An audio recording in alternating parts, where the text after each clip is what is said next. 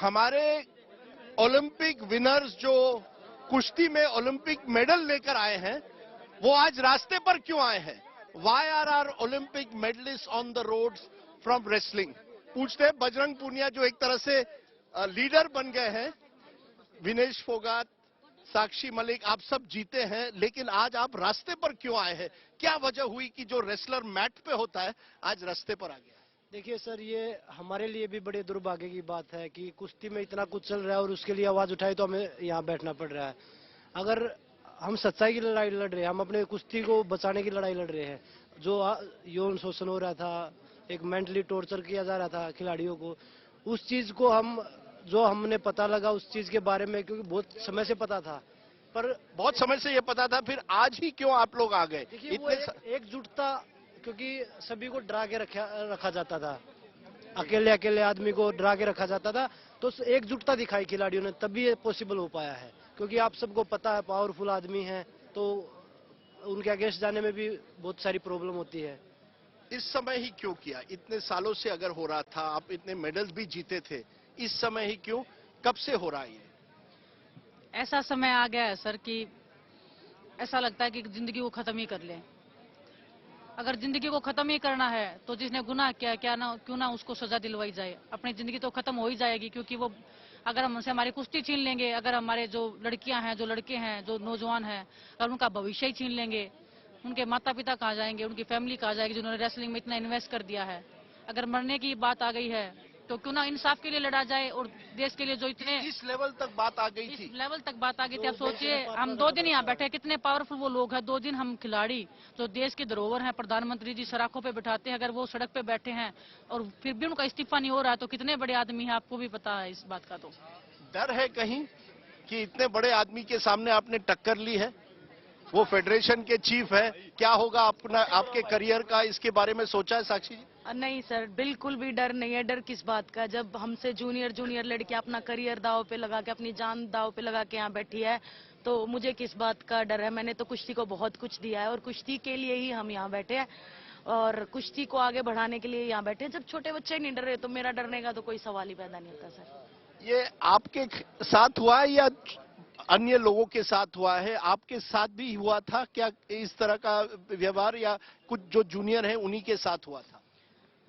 देखिए, जूनियर्स के साथ में भी हुआ है, सीनियर्स के साथ में हुआ है। जो लोग कोच और फेडरेशन चीफ दोनों करते थे ये सब? फेडरेशन अध्यक्ष जी सबके माई बाप हैं, उनसे नीचे फिर उनके जो लोग बैठे हैं, फिर वो तो हैं कि वो कहते हैं ना कि कौवे को रोटी डाले तो फिर बच्ची कुची जिसको मिल जाती है वो मिल जाती है, जो होती है वो खाई जाते हैं। तो अध्यक्ष जी मैन है, उसके बाद जो बचा कुछ आता फिर वो करते थे जो काम है, लेकिन मैन वही है। अगर वो उनका अगर हो गया समाधान तो नीचे वाले तो फिर अपने आप ही भाग जाएंगे। पर इतने मेडल्स आपको मिले, इसके बावजूद ये सब हो रहा है। उनका कहना है कि देखिए रेसलिंग में इतने अच्छे मेडल्स मिले, हमने इतना अच्छा परफॉर्मेंस किया है। सर, क्या उनके दम पे मेडल आए हैं क्या? हमारे माँ बाप ने मेहनत की है, हमारे परिवार ने मेहनत की है, हमारे गांव ने हमें आगे बढ़ाया है, हमारे देश ने हमें आगे बढ़ाया है, सराखों पे बिठाया, वहां से हमें हिम्मत मिली है। क्या उन्होंने अपने घर से पैसा दिया था? ये देश का पैसा है, हम देश के बच्चे हैं, इस देश ने हमें बनाया है। वो कोई नहीं होते हमें बनाने वाले, और ना ही वो मिटा सकते हमें। अगर गलत करेंगे तो उनको भुगतना पड़ेगा। साक्षी, आप क्या कहेंगी? जो हमारे एक तरह इसमें कोई नेतागिरी तो नहीं है?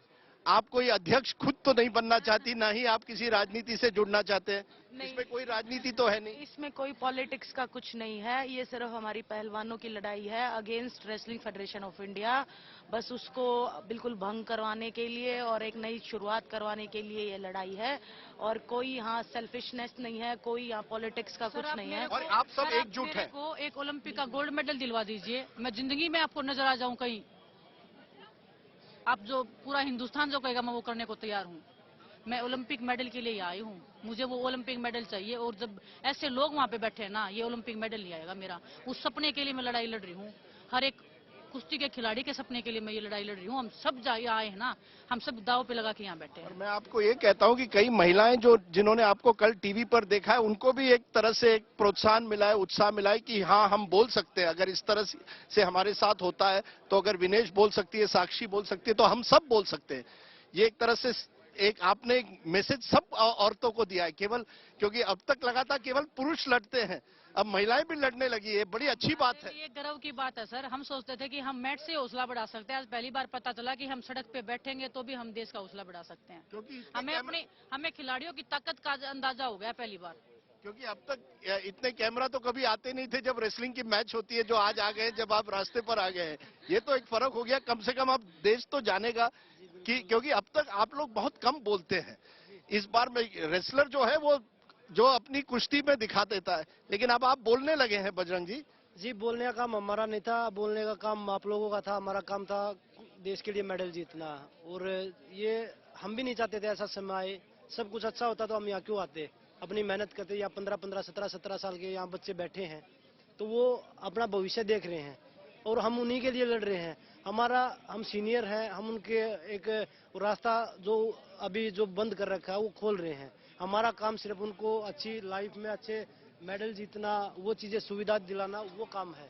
क्योंकि जो चीजें हम अब जो खिलाड़ी फेस कर रहे हैं वो आगे फेस ना करनी पड़े, वो इंडिया के कुश्ती के फ्यूचर के लिए लड़ाई लड़ी जा रही है। आपने स्पोर्ट्स मिनिस्टर से बात की, अध्यक्षों से, ऑफिशियल से बात की, उन्होंने क्या कहा है? देखिए, हम वही सरकार ने कहा है कि 72 घंटों में नोटिस दिया है ब्रिजभूषण शरण सिंह को कि आप जवाब दीजिए। जी बिल्कुल, पर हमारे पास इतना समय नहीं है 72 घंटे का। देखिए, जब तक हम ये धरना जब तक देंगे, जब तक हमें कोई ठोस एक रास्ता नहीं मिल जाता। धरना चालू रहेगा जब तक कोई ठोस रास्ता नहीं मिलता है। बिल्कुल बिल्कुल हम जी। खुद बोल रहे हैं सर, अगर देश के प्रधानमंत्री जी, गृह मंत्री जी अगर हमें मिलने का समय दे, हम उनको ऐसे ऐसे प्रूफ देंगे, ऐसी लड़कियां सामने जाएंगी कि 72 घंटे तो आप छोड़िए कि 2 मिनट में वो इस्तीफा देंगे, और वो लेंगे, और वो जो बोल रहे हैं मैं फांसी चढ़ जाऊंगा, मैं फांसी तोड़ लूंगा, वो हम सच करके दिखाएंगे। आपके पास प्रमाण है, आपके पास आई विटनेसेस है, लड़कियां आएंगी, बोलने के लिए तैयार है, रखी है सर, हमारे पास बैठी हैं सर, कल एक हमारे पास सब कुछ बैठा है, तैयार है ओपनली बात करने के लिए, डिटेल देने के लिए। सब तैयार है सर हमारे पास। हम कोई ऐसे डर नहीं अब। सर, अब तो क्या ही डर है, अब अगर हम पीछे हट गए तो वो मरवा देंगे, इतने पावरफुल लोग हैं। अगर आगे बढ़ गए तो बच्चों का भविष्य बच जाएगा। तो अब पीछे हटने की बात ही नहीं अब। अब तो पीछे हटने की बात ही नहीं है सर, अब तो यही जिएंगे, यही मरेंगे। अगर हमारा कुछ हो गया तो हम अपने घर पे जाके ट्रेनिंग करेंगे, और अगर नहीं हुआ तो फिर देखी जाएगी, भगवान हमारी रक्षा करेंगे। घर के लोग क्या कह रहे हैं जब उन्होंने देखा कि आप लोग सब रास्ते पर आ गए, वो क्या कह रहे हैं? घर में गांव के लोग क्या कह रहे हैं? बस फुल सपोर्ट है, उनको पता चला। आज तक हमने उनके आगे भी नहीं इतना ज्यादा बताया था जितना हमने खुल के आगे आज पूरी मीडिया को बताया है। तो वो भी बहुत ज्यादा शॉक्ड हैं कि ये क्या हुआ, आपने कभी डिस्कस क्यों नहीं किया। तो बस शुरुआत थोड़े थोड़े से शुरुआत होके इतना ज्यादा बढ़ गया ना ये चीज रेसलिंग में, मैं आपको बता नहीं सकती। हद तब हुई जब छोटी छोटी लड़कियां आके बता रही है, विनेश को बता रही है, मुझे बता रही है, तो मतलब कोई लिमिट भी तो होती होगी। एक यही चीज नहीं, ऊपर से बच्चों का फ्यूचर, पैसे नहीं मिल रहे, स्पॉन्सरशिप नहीं मिल रही है, हर चीज में जब एक चीज की हद क्रॉस हो गई ना, उसके बाद ये सिचुएशन आ गया है कि अभी ये स्टेप तो उठाना ही पड़ा हमें। मैं इतना ही आपसे कहना चाहता हूं, जब आप मेडल जीती, आप मेडल ओलंपिक्स में जीती, आप वर्ल्ड चैंपियनशिप में जीती, देश का नाम आपने बहुत ऊंचा किया है, और मैं चाहता हूं कि जो देश प्रेमी वाकई है वो आपकी बात आज सुने। तो आपके एक तरह से देश के खेल प्रेमी और देश के प्रेमियों को क्या कहेंगे आज, क्या कहना चाहिए? जो पब्लिक आज देख रही, जो आपकी फैन है, वो क्या कहेंगे उनको आज आप? हम यही कहते हैं कि हौसला बनाए रखिए, गलत है तो उसके खिलाफ आवाज उठाए। पूरा देश अगर हमारे साथ है, हम देख रहे हैं, हम भी फोन बीच बीच में देख लेते हैं कि क्या चल रहा है, क्या व्हाट्सएप बहुत आ रहे हैं क्या? सब फोन व्हाट्सएप सब कुछ आ रहा है। सामने वाले जो लोग हैं जो अपने आप को बेगुनाह बता रहे हैं, वो भी कहीं ना कहीं कॉम्प्रोमाइज करने के लिए अंदर अंदर पूरा सेटिंग करने की कोशिश कर रहे हैं कि हाँ कॉम्प्रोमाइज करने की कोशिश की उन्होंने। हमारे साइड आ जाओ, हम पता नहीं क्या कर देंगे, क्या दे देंगे। बहुत कुछ हो रहा है सर अंदर अंदर, लेकिन टाइम आने पे सब खुलासे होंगे। और आप लोग सब एकजुट है, सब, और सब अलग अलग अखाड़ा से, ऐसा नहीं है कि कोई एक। वो बोल रहे थे कि मेरे साथ हमने किसी को फोन करके नहीं बुलाया, सब अपने आप आए, उनको पता लगा है तब हमने कि अगर पूरा कुश्ती जगत यहाँ बुलाना है, क्योंकि देशवासी हमें मेडल जीते तब खूब प्यार देते हैं, तो अब हम इस स्थिति में है तो अब वो हमें और ज्यादा प्यार देंगे कि वो मेहनत करने वाले खिलाड़ी जो मेडल जीत रहे हैं, आज वो इस दलदल में घुसे हुए हैं, तो आज वो जरूर सपोर्ट। कल आप बड़ी इमोशनल हो गई थी, आप रोने लगी थी, ये बड़ा एक इमोशनल मोमेंट भी होगा आपके लिए। सर आप देखिए, मैं तो कल रोई हूँ, वो लड़कियाँ, कितनी लड़कियाँ हैं जो पल पल रो रही हैं। अपने हक के लिए वो सिर्फ एक नॉर्मल जिंदगी जीना चाहती हैं, वो इन जैसे लोगों से बच के रहना चाहती हैं। उनके माता पिता कितने डरते होंगे। और मैं हर दिन, ऐसा तो मेरा हर दिन जाता है रोने का। आप लोगों ने तो पहली बार टीवी के सामने देख लिया कि मैं रोई हूँ। ऐसे ऐसे दिन जाते हैं कि हम सोचते हैं कि काश मर जाएं, काश ये हो जाए, काश हम फ्लाइट में बैठते हैं कि काश ये फ्लाइट ही गिर जाए। वो दिन हमारे लिए खुशी का दिन होगा जब ये सब काम होंगे।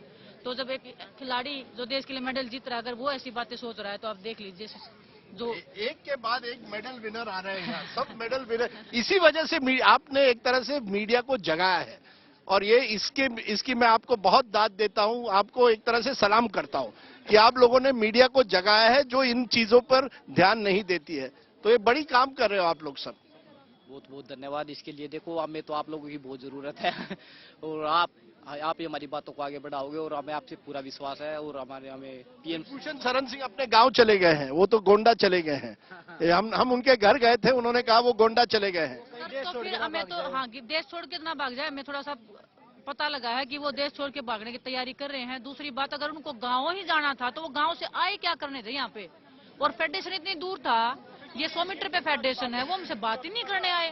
जो आंखों से वो डराते थे, वो आंखें कहाँ गई। हमसे सामने आके बोलते क्या बात तैयार है उनसे बात करने के लिए फेस टू फेस? बिल्कुल, हम तैयार है। बिल्कुल कोई चीज ही नहीं है कि हम नहीं बात करेंगे। प्रधानमंत्री जी उनको बुलाएं, हमें बुलाएं, हम प्रूफ देंगे उनको। सामने फांसी तोड़ो हमारे, वो दिन मानेंगे। हम इतिहास में लिखा जाएगा, हिंदुस्तान के इतिहास में लिखा जाएगा कि लड़कियों के साथ गलत हुआ, उस बंदे को देश के प्रधानमंत्री जी के सामने, उन बच्चों के सामने फांसी तोड़ा गया है जिन्होंने उनके साथ में इतना गलत किया है। चलिए, आप लोगों ने कुछ खाना पीना खाया है कि नहीं? चल रहा है जी, ऐसे ही थोड़ा बहुत चल रहा है, वही चल रहा है। पता चल रहा है आपको उसका अरे आप लोग हमेशा खाना तो खा लीजिएगा, ये कोई भूख हड़ताल तो नहीं है। नहीं, भूख हड़ताल नहीं है, पर समय नहीं मिल रहा, क्योंकि आप लोग भी हमारे साथ इतना समय दे रहे हैं।